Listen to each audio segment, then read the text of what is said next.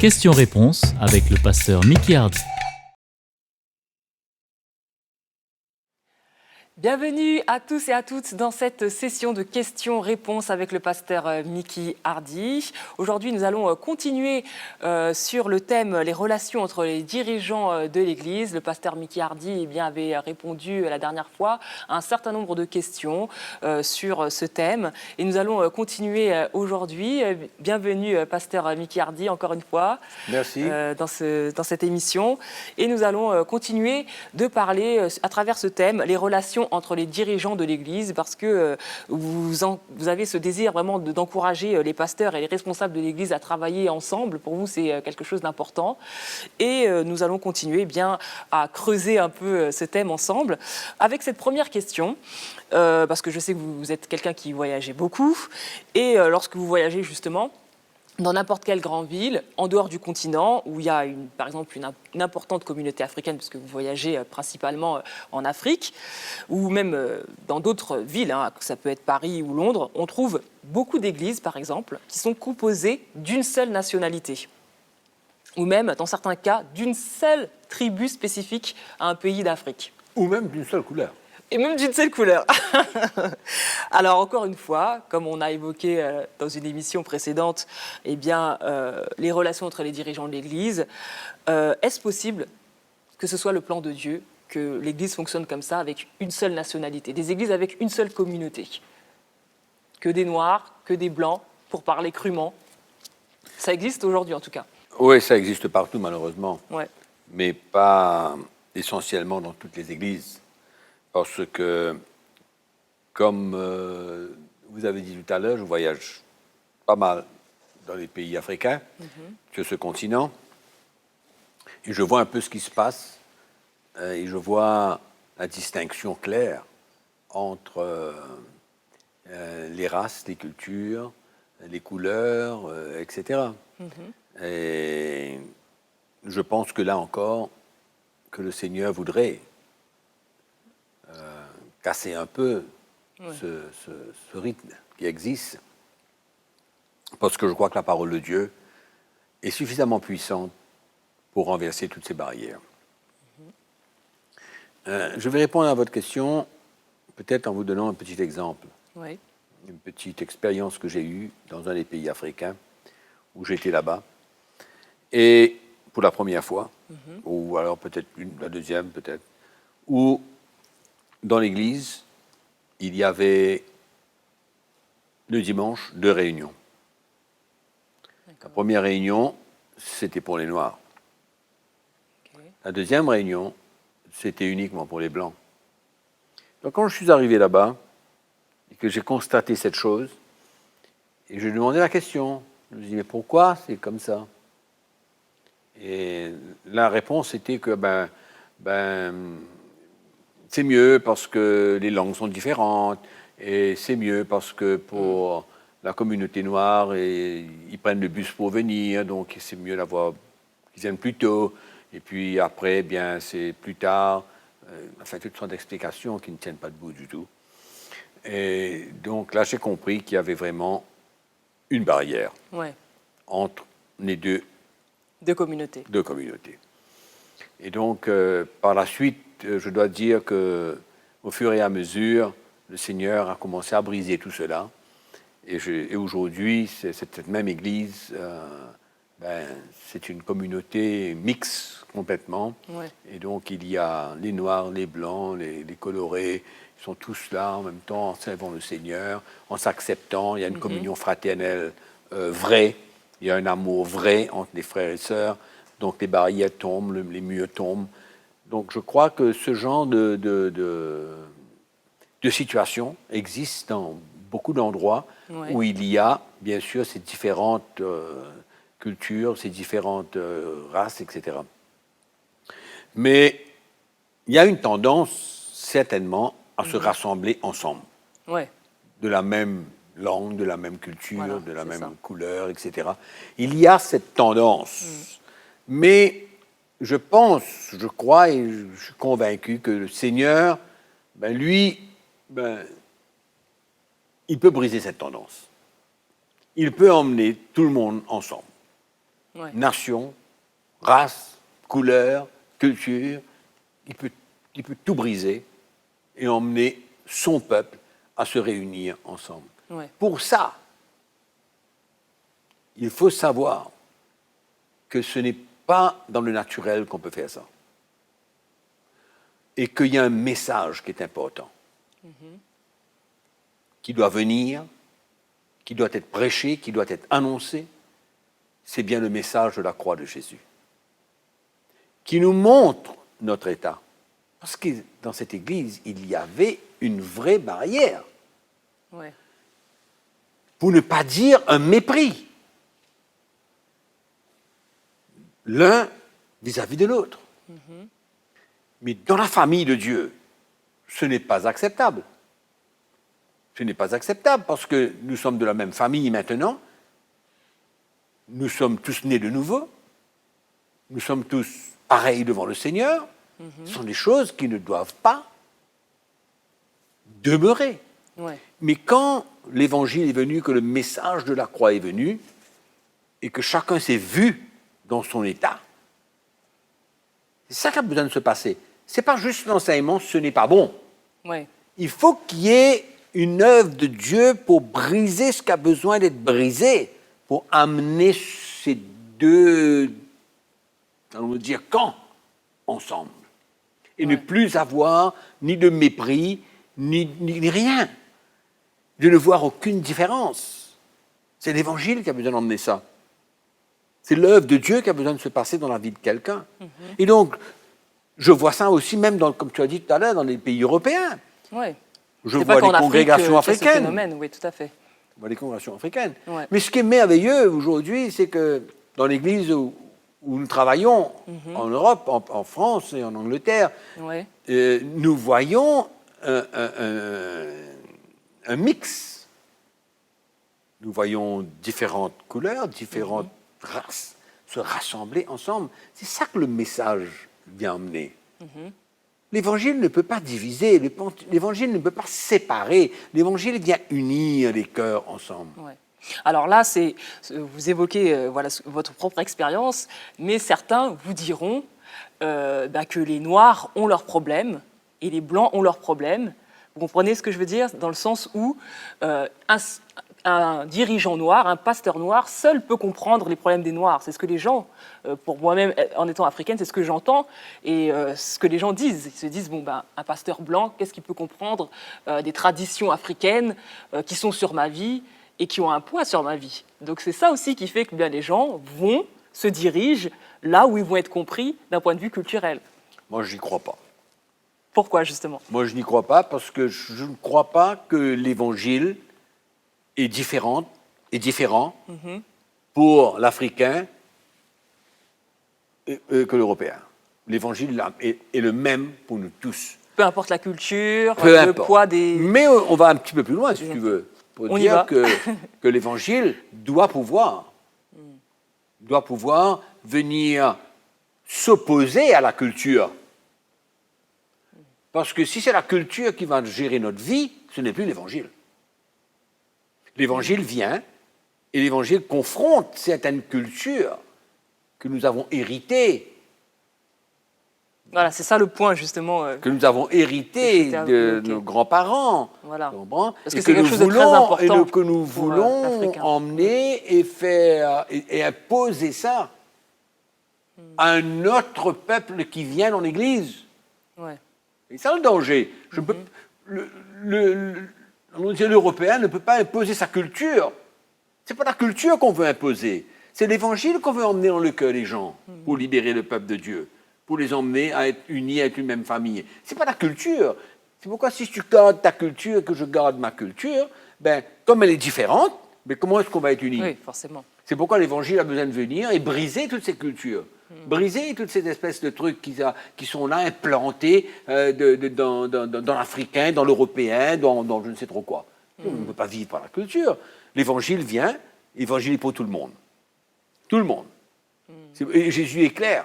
Jésus est clair. Il dit que quand l'Évangile vient, de par ce que Jésus a fait à la croix, le mur entre païens et juifs est tombé.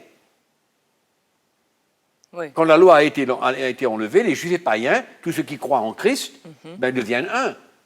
C'est pourquoi l'Africain, ou le Nigérien, ou le Zimbabwéen, ou le Congolais qui vient à Christ, il vient à Christ, il ne vient pas au Seigneur avec sa culture, pour imposer sa culture. Il vient au Seigneur en ouvrant sa vie, en ouvrant son cœur pour permettre au Seigneur de faire ce qu'il a besoin de faire. Parce qu'il y a des cultures que nous voulons emmener dans l'Église qui sont contraires à l'Évangile. Oui. Donc, on nous soumet à quoi alors? Donc Ouais. c'est navrant de voir cette compréhension qui est là, qui se dit l'Africain doit se rassembler entre Africains et l'Européen doit se rassembler entre Européens. Ou n'importe quoi, je dis Européen, je dis n'importe quel Mauricien, n'importe quelle il le faut. nationalité. C'est pourquoi dans notre église, à nous, ici, à l'île Maurice, nous avons des Chinois, des Indiens, des Créoles, c'est-à-dire des Africains, des Blancs, il y a de tout. Ouais. Il n'y a rien qui nous sépare. Nous sommes enfants de Dieu, de la même famille maintenant, et c'est comme ça que ça doit être. Ouais. On ne peut pas catégoriser les gens.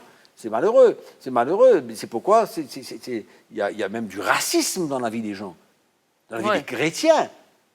Et c'est ce que j'ai vécu, c'est ce que j'ai expérimenté quand j'ai parlé de mon expérience tout à l'heure. Ouais. C'est du racisme, mais Dieu a besoin de briser ça. Ouais, c'est ça. Parce que bon, l'Afrique est un continent marqué par les colonisations, par beaucoup une histoire qui est quand même troublante pour la communauté noire. Donc c'est ça aussi qui reste. C'est là où l'Église doit porter ce témoignage différent, qu'il n'y a pas de barrière entre noirs, blancs, africains, européens, quoi et quoi. Le Seigneur enlève les cultures qui viennent diviser, qui viennent séparer. Il enlève cette culture. Et est-ce que vous, justement, d'un point de vue personnel, lors de vos voyages en Afrique, vous avez ressenti parfois que vous aviez des difficultés à avoir des relations avec un pasteur de couleur noire, par exemple, ou est-ce que c'est quelque chose qui tend à disparaître? Je dois dire que j'entends. D'accord. J'entends un petit peu parce que... Vous entendez des gens qui ne veulent pas vous recevoir ou qu'est-ce que vous entendez? Non, je ne dirais pas qu'ils ne veulent pas me recevoir, mais je crois que finalement, il y a eu beaucoup de blessures qui se sont passées, qui ont eu lieu. Il y a eu beaucoup d'exagérations, il y a eu beaucoup de manipulations. Et je crois que l'Africain aujourd'hui, il est un petit peu sur ses gardes quand il voit un Européen ou quelqu'un de couleur blanche venir. Il se dit, qu'est-ce qui va se passer encore? Il y a eu tellement de choses, il y a eu tellement de choses bon qui comme se sont du mauvais. passées, qui n'ont pas apprécié. Donc, je dois bien vraiment faire attention, mais je dois dire que le Seigneur me donne la grâce quand même de pouvoir communiquer avec eux, qu'ils ressentent mon cœur dans cette situation. C'est ça qui est important. Hein. Et je dois dire que je trouve accès à leur cœur dans tous ces pays. Ouais. Alors, on va continuer, on va évoluer un petit peu plus dans cette émission. Il y a aussi dans l'Église, quand on évoque donc ce thème des relations entre les dirigeants de l'Église, un mode d'organisation qui a pris naissance dernièrement, que nous voyons partout sous le modèle de fédération ou d'association de pasteurs. Alors, ce genre d'organisations sont souvent appelées des plateformes et elles rassemblent en un seul lieu des dirigeants, donc pour prier, pour l'unité de l'Église, pour conclure des accords, discuter sur des questions qui concernent l'Église, etc.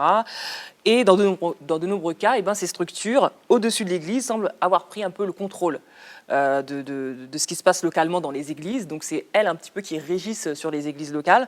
Et tout doit désormais passer par des comités, des présidents, etc. Et qui souvent refusent de se retirer parce qu'ils se sont assis là, dans cette position. Que pensez-vous de ce genre de structure? Non, moi je n'y crois pas dans ce genre de structure. Je crois plutôt dans un système de relations. Je crois plutôt que les pasteurs doivent construire des relations de l'esprit. Permettre au Seigneur d'unir les cœurs. Pour que le Seigneur unisse les cœurs, je crois qu'il y a une chose qui est importante. C'est que je dois ressentir dans ton cœur, par exemple, que tu es prête à ce que Dieu puisse faire l'œuvre qu'il veut en toi. Et je sens que ton cœur accepte cette œuvre de Dieu. Et que toi, de ton côté, tu ressentes la même chose de moi. Et que nous sommes prêts à que le Seigneur nous expose, à ce que le Seigneur nous brise, et qu'on arrive dans une situation, dans un état, où on est prêt à à s'humilier, on est prêt à pardonner, on est prêt à se repentir. Quand nous deux, nous portons ce même genre de cœur, c'est-à-dire que nous sommes prêts à prendre notre croix et suivre Jésus, à se renier soi-même, à mourir à nos propres désirs et nos ambitions. Ouais. Quand nous deux, nous sommes dans ce même état de cœur, c'est là où le miracle se passe, où Dieu unit nos cœurs ensemble. Donc, je n'ai pas besoin d'aucun papier entre toi et moi. On n'a pas besoin d'aucun engagement écrit. Parce que cette relation, c'est une relation de cœur. Quand je regarde encore une fois, on se réfère à la parole de Dieu, à cette relation que Paul avait avec les serviteurs de Dieu, de toutes les églises. Il n'y avait pas de lettre écrite, il n'y avait pas de comité, il n'y avait pas des engagements écrits, il n'y avait rien. C'était basé sur l'œuvre de Dieu, sur l'évangile que chacun avait reçu et accepté de vivre. C'est-à-dire le message de la croix, que nous sommes tous prêts à nous identifier avec Jésus dans sa mort, dans sa résurrection. Donc prêts à souffrir pour Christ, prêts à vivre des moments, des tests, des épreuves avec le Seigneur. Oui. C'est ça qui se passait dans la vie des serviteurs de Dieu quand on lit, même les épîtres de Paul, tout ce qu'il a vécu ensemble avec les serviteurs de Dieu. C'est ça qui les unissait. Il y avait une unité de cœur basée sur l'évangile qu'ils portaient, qu'ils recevaient, qu'ils étaient prêts à vivre et défendre. Et défendre. Donc c'est ça que l'Église a besoin.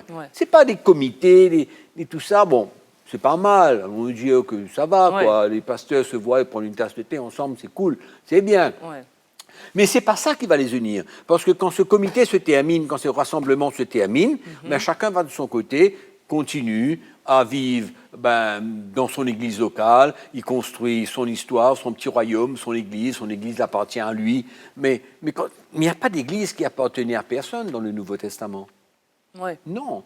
Il y avait une liberté où les différents ministères, les différentes onctions étaient envoyés dans différentes églises. On lit ça très très bien dans le Nouveau Testament. Et c'est ça que l'Église a besoin. Mais il n'y avait pas d'écriture. C'était une relation. C'était clair, c'était vrai. Ils étaient prêts, les serviteurs de Dieu étaient prêts à donner leur vie les uns pour les autres. Mais quand vous parlez justement de cette relation, de se connaître, mais si on ne se connaît pas, si on ne s'est jamais vu, et que pour travailler ensemble, il faut quand même se connaître. Donc les pasteurs en général sont des gens qui évoluent chacun de son côté. Vous, par exemple, vous arrivez dans une église, vous ne connaissez pas le pasteur. Enfin, cette relation, comment elle se crée? Parce que c'est pas... c'est très simple. C'est pas évident comme ça à comprendre, je veux dire. C'est très très simple. C'est très très simple. Vous voyez, c'est comme une relation de couple, ça. C'est un peu la même chose. Aujourd'hui, on veut instruire les maris et les femmes à passer du temps ensemble, des moments de qualité, à s'acheter des fleurs, à s'acheter des chaussures. Vous voyez, c'est comme une espèce de... On essaye de produire un couple qui marche, un couple uni. Mais ça ne marche pas de cette manière. Non. Il faut que chacun puisse comprendre sa responsabilité pour prendre sa croix et de suivre Jésus selon les Écritures. Et on va finir par récolter un couple, un foyer uni où le mari aime sa femme comme Christ a aimé l'Église, où la femme se soumet à son mari comme l'Église se soumet à Christ. C'est très simple comme tout finalement. Donc finalement, on revient dans une relation de cœur. Et c'est pareil pour les serviteurs de Dieu. Je vais prêcher en Afrique, dans différents pays africains. Je rencontre des centaines de pasteurs, je leur prêche l'Évangile et la révélation de l'Évangile touche leur cœur, ils sont saisis, ils comprennent, ils acceptent le message, ils donnent leur vie à Christ, ils sont prêts à s'identifier avec Christ. Qu'est-ce qui se passe? Soudain, il y a une unité de cœur. Donc finalement, je n'ai pas besoin de passer ma vie avec eux. Je n'ai pas besoin d'arriver à les connaître, comment ils pensent, qu'est-ce qu'il y a, qu'est-ce qu'il n'y a pas. Non. Ça, c'est au fur et à mesure. Mais le miracle, il se passe quand l'homme saisit la révélation du message de Jésus, que ce fondement est posé dans sa vie, il comprend ce que le Seigneur s'attend de lui et il est prêt à donner sa vie. Là, le miracle se passe.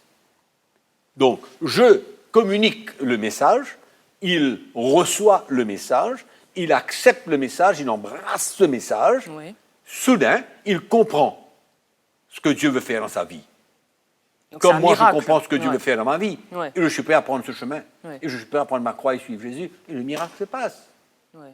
Bon, ce n'est pas technique, donc. On voit que ce n'est pas une technique, ce n'est pas un principe, ce n'est pas essayer de comment dire, construire les gens d'une manière, ou faire quelqu'un apprendre à comprendre les relations.